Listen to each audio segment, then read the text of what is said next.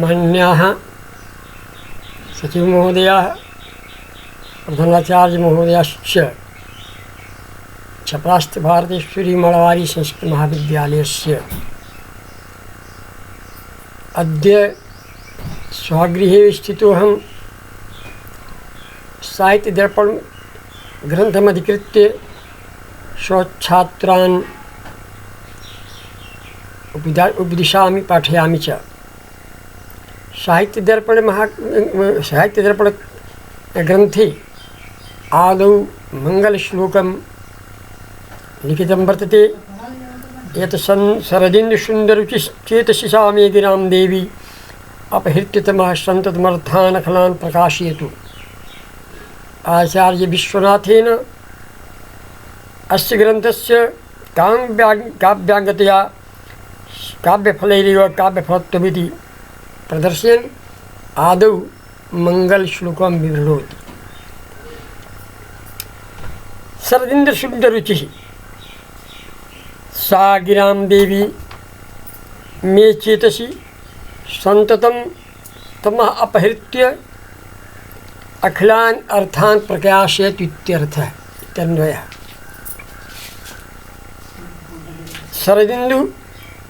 शरदृतौ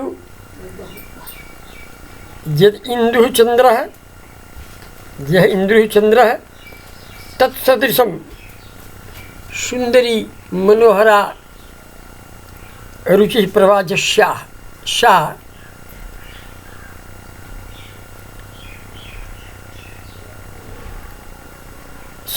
गिरां देवी वाचां देवी अधिष्ठात्री सरस्वती मे चेतसि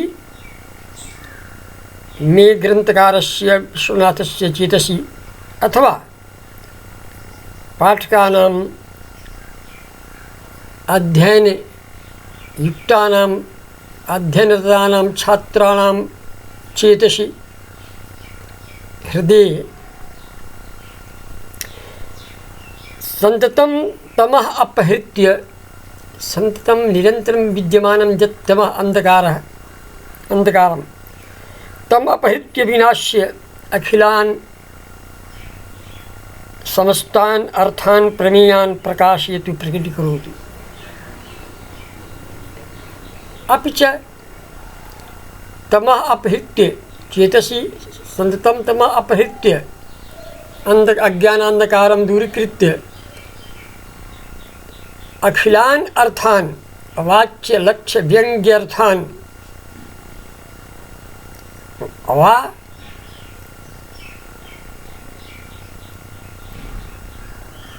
काव्यगत दोषान् काव्यगत आर्थिक दोषान् अपहृत्य सन्ततम् अखिलान् व्यङ्ग्यादीन् अर्थान् प्रकाशयतु प्रकटीकरोति इत्यर्थः। अत्र यथा शरदिन्दुः अन्धकारम् अपहृत्य दूरीकृत्य घटपटादि अर्थान् प्रकाशयति तथैव सरस्वती अपि मम चेतसि मम हृदये विद्वान् अज्ञानान्धकारं दूरीकृत्य विनाश्य समस्तान् अलङ्कारादीन् अर्थान् वाक्यलक्ष्यव्यङ्ग्यान् रसादीन् प्रयोजन लक्षणादीन् प्रकाशयतु स्पष्टीकरोतु व्याकरोतु इत्यर्थः। अनेनैव हिंदी भाषायां शरदकालीन चंद्रमा के समान सुंदर कांति वाली श्रुति स्मृति और पुराणों में प्रसिद्ध जो बाली की देवी सरस्वती है, वो बाली की अधिष्ठात्री देवी सरस्वती मेरे चित्त में विद्यमान अज्ञान अंधकार को दूर कर समस्त जो प्रमेय अर्थ है, चूँकि यह लक्षण ग्रंथ है इसलिए लक्षण ग्रंथ में जो वाच्य लक्ष्य व्यंग्य अर्थ है, जो विभावानुभाव व्यभिचारी संयोग से उत्पन्न रस है, अथवा जो दोष है, काव्यगत दोष है, वाक्यगत दोष है, या पदगत दोष है, पदांशगत दोष है, अथवा जो अलंकार आदि है, अथवा जो काव्य है, महाकाव्य है इत्यादि जो उनके लक्षण हैं, समस्त अर्थों को वह प्रकाशित करे, भाषित करे, उद्भाषित करे। यह कवि का सरस्वती की तरफ, सरस्वती को प्रणाम है। आगे प्रयोजन मनुदिश्य न मंदोपि प्रवर्तते, एक सिद्धांत है। सिद्धांत यही है कि प्रयोजन मनुदिश्य न मंदोपि प्रवर्तते, प्रयोजन को लक्ष्य कर ही कोई मंद बुद्धि भी अपने कार्य की तरफ कार्य करने के लिए अग्रसरित होता है। ऐसी स्थिति में हम काव्य क्यों पढ़ें, काव्य की क्या आवश्यकता है हमारे जीवन में, क्यों काव्य पढ़ें, इस काव्य के पढ़ने का प्रयोजन क्या है। इस दिशा में आचार्य विश्वनाथ कहते हैं, चतुर्वर्ग फल प्राप्ति सुखादल्पधियामपि काव्यादेव यतस्तेन तत्स्वरूपम निरूप्यति। चतुर्वर्ग फल प्राप्ति ही काव्यतः रामादिवत प्रवर्तितव्यम न रावणादिवत इत्यादि कृत्य अकृत्य प्रवृत्ति निवृत्ति उपदेश द्वारा सुप्रतीतैव। अर्थात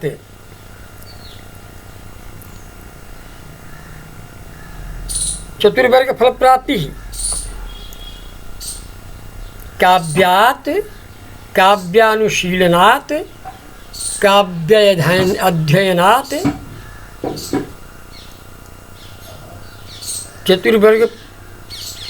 चतुर्वर्ग फलस्य प्राप्तिर्भवति। कवेः उक्तिः यत् धर्मार्थ का मोक्षाणां प्राप्तिर्भवति काव्यानुशीलनात्, काव्याध्ययनात्, काव्य पठनात्। केन प्रकारेण सुखात् अल्पधियामपि, ये अल्पबुद्धयः, ये गुरुजन आज्ञापालन सज्जन संरक्ष दुष्ट निग्रहण रूपाः ये प्रवृत्तयः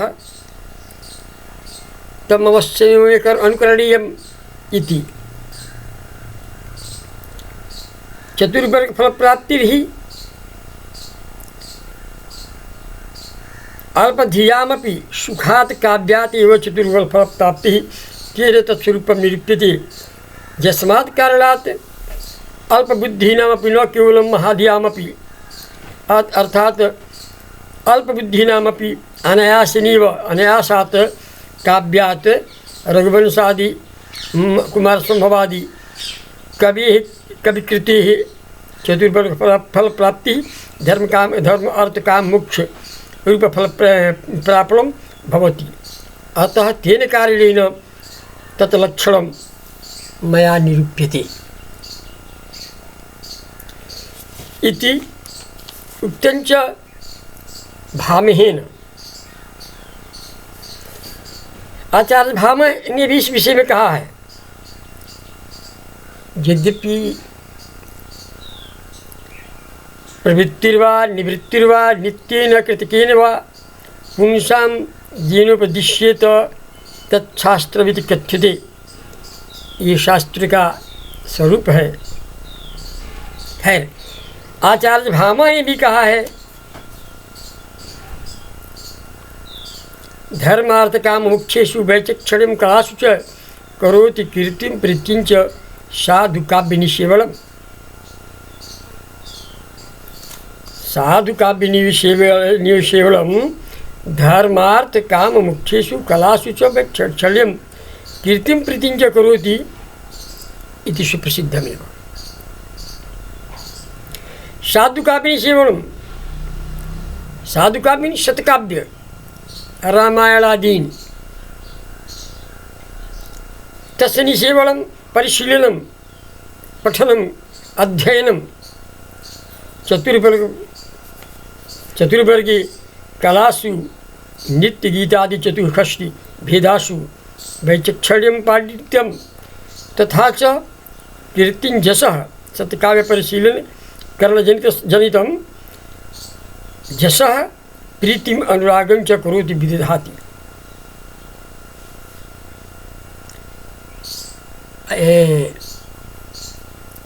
पद्यमेतत् काव्यालंकार कर्तुः भामहस्य इति बोधव्यम्। भामहेन काव्यालंकारे निगदितम्। उक्तञ्च काव्यात् धर्म प्राप्ति भगवन्नारायण चरणारविंद स्तवादिना भगवन्नारायणस्य चरणारविंद स्तवादिना पादकमल स्तोत्रादिना एकः शब्दः सुप्रयुक्तः सम्यक् ज्ञातः स्वर्गे लोके च कामधुक् भवति इत्यादि वेदवाक्येभ्यः सुप्रसिद्धिः। अर्थात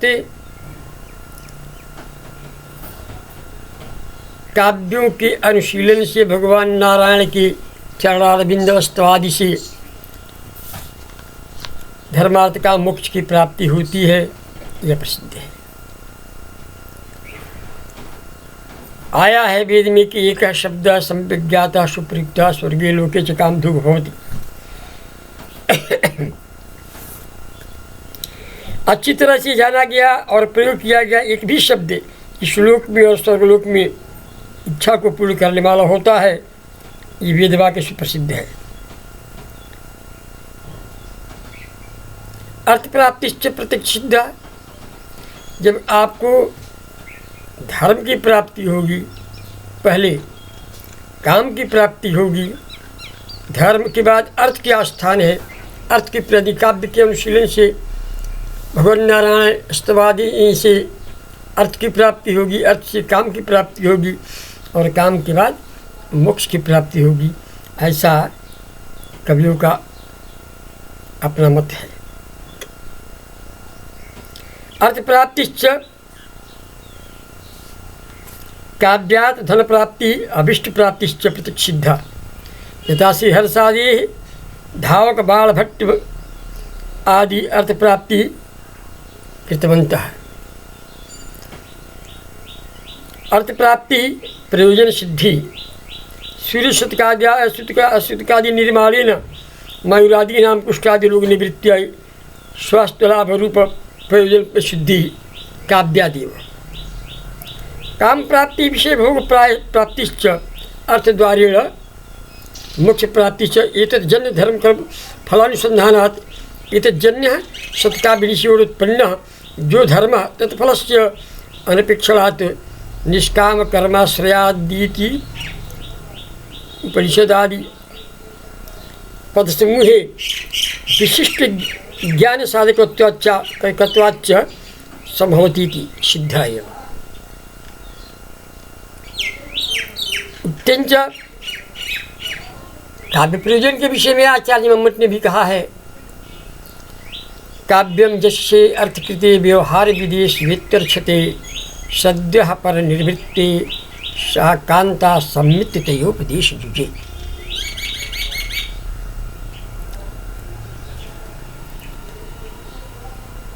आचार्य मम्मट ने काव्य के प्रयोजन के विषय में 6 प्रकार का प्रयोजन प्रदर्शित किया है। काव्यम यशसे, काव्य का अनुशीलन यश के लिए किया जाता है। अर्थकृते व्यवहार विधि शिवेतर छते सद्यः पर निवृत्ते, और छठा है कांता सम्मित तयोपदेश जुजे। चतुर्फल फल प्राप्ति ही वेदशास्त्रभ्य निष्ठया दुखादेव प्रणीत बुद्धि नामेव जायते।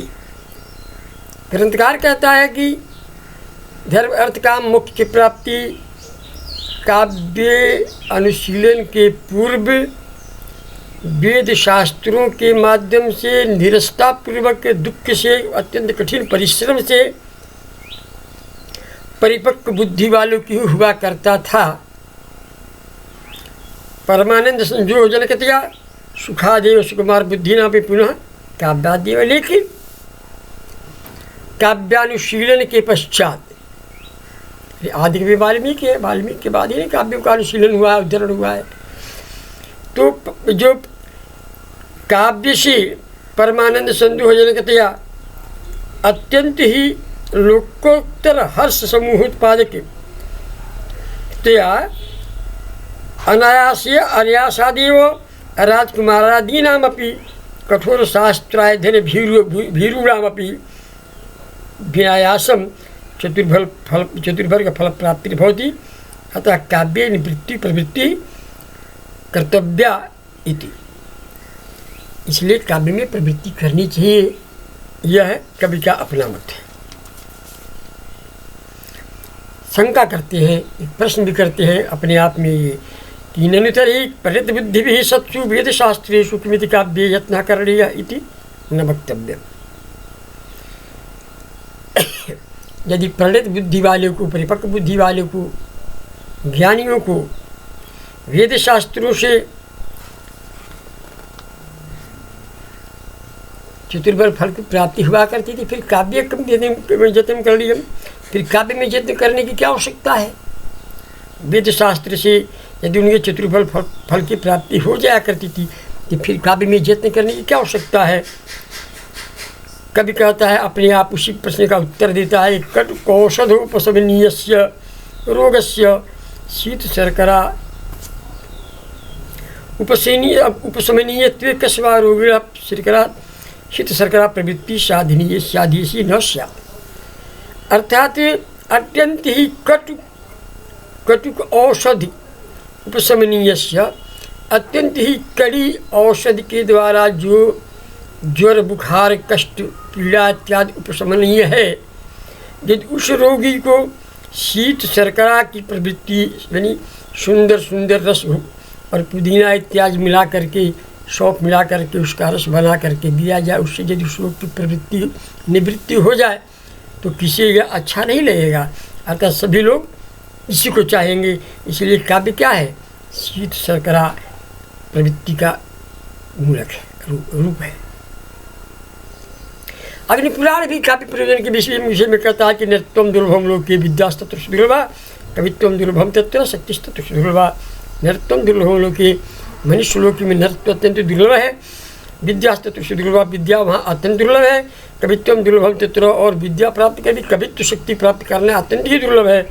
शक्तिस्तत्र से, और विद्या यदि प्राप्त कवित्व से प्राप्त भी कर लिए तो जो कवित्व की शक्ति है प्राप्त करना अत्यंत ही दुर्लभ है।